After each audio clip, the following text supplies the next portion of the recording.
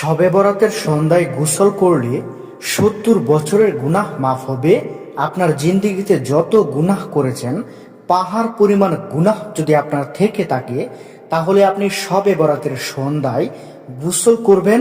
আমি এখন আপনাকে যে আমলগুলো শিখিয়ে দিব এবং যে আমলগুলো করার জন্য বলবো, আপনি শুধু এই আমলগুলো করবেন, ইনশাআল্লাহ আল্লাহ রব্বুল আলামিন আপনার জীবনের সমস্ত গুনাহ মাফ করে দিবে, আপনাকে সচ্ছলতা দান করবে, আপনি নিষ্পাপ হয়ে যাবেন শিশুর মতো। আল্লাহ তাআলা আপনাকে রিজিক দান করবে, আপনার মনের যত আশা আকাঙ্ক্ষা আছে, মনের সকল চাওয়া পাওয়া, মনের সকল আশাগুলো আল্লাহ রব্বুল আলামিন পূরণ করে দিবে। আপনি শুধু কি করবেন, শবে বরাতের সন্ধ্যায় গোসল করবেন, গোসল করে আমলগুলো করবেন। আমলগুলো সম্পর্কে আমি ধারাবাহিকভাবে আলোচনা করব, তাই আমলগুলো কেউ যাতে মিস না করেন সেজন্য ভিডিওটা সম্পূর্ণ দেখতে হবে। সম্পূর্ণ যদি না দেখেন তাহলে আপনি কিছুই বুঝবেন না এবং আপনার জীবনের সমস্ত গুনাহ আপনি মাফ করাতে পারবেন না, আপনার মনের আশাও আল্লাহ তাআলা পূরণ করবে না। তাই ভিডিওটি আপনাকে সম্পূর্ণ দেখতে হবে। তো চলুন জেনে নেওয়া যাক। প্রিয় দর্শক, শবে বরাত হচ্ছে অত্যন্ত ফজিলতপূর্ণ এবং গুরুত্বপূর্ণ একটি রাত মুসলিম উম্মাহের জন্য। এ রাতে আল্লাহ রাব্বুল আলামিন প্রথম আসমানে নেমে আসেন এবং বান্দাদের উদ্দেশ্যে আহ্বান করতে থাকেন, এমন কে আছো যে রিজিক প্রার্থী, আমি তোমাকে রিজিক দেব। এমন কে আছো ক্ষমা প্রার্থী, আমি তোমাকে ক্ষমা করে দেব।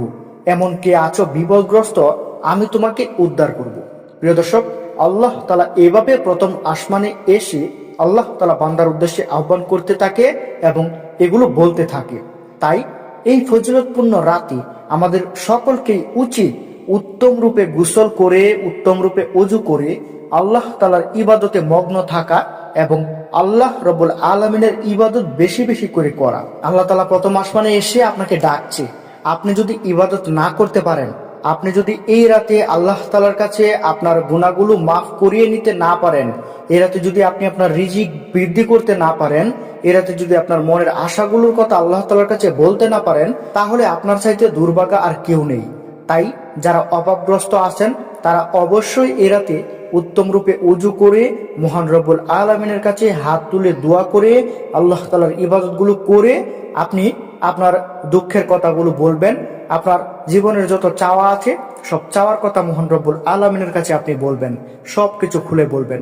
দেখবেন যে মহান রব্বুল আলামিন আপনার মনের আশাগুলো পূরণ করে দিবে, আপনার সকল চাওয়া পাওয়া আল্লাহ তাআলা পূরণ করে দিবে। আপনার যদি পাহাড় পরিমাণও গুনাহ থাকে, আল্লাহ রব্বুল আলামিন আপনার পাহাড় পরিমাণ গুনাহ ক্ষমা করে দিবে। মহান আল্লাহ তাআলা এত পরিমাণে ক্ষমাশীল, যেটা আপনার আর আমার কল্পনার চেয়েও বাইরে, কল্পনার চেয়েও অধিক। আল্লাহ তাআলা ক্ষমার সাগর। তাই অবশ্যই উত্তম রূপে ওযু করে, উত্তম রূপে পরিষ্কার হয়ে গোসল করে আল্লাহ রাব্বুল আলামিনের ইবাদতে এ রাতটি আপনাকে কাটাতে হবে। আপনার মনের আশা আকাঙ্ক্ষাগুলো আল্লাহ তাআলার কাছে খুলে বলতে হবে। আল্লাহ রাব্বুল আলামিনই পারে আপনার দুঃখ দুর্দশাগুলো মুছে দিতে। আল্লাহ রাব্বুল আলামিনই শুধু পারে আপনার পাহাড় পরিমাণ পাপের বোঝা আল্লাহ তাআলা এক নিমিষে শেষ করে দিতে। আপনার ঋণের চাপ, আপনি ঋণের কারণে ঘর থেকে বের হতে পারছেন না, পাহাড় পরিমাণ ঋণও যদি আপনার থাকে, মহান রব্বুল আলামিন আপনার সমস্ত ঋণ পরিশোধ করে দিবে। আপনাকে শুধু আল্লাহ রব্বুল আলামিনের ইবাদত করতে হবে। তাই সকলেরই উচিত আল্লাহ তাআলার ইবাদতে এই রাতে বেশি বেশি মগ্ন থাকা।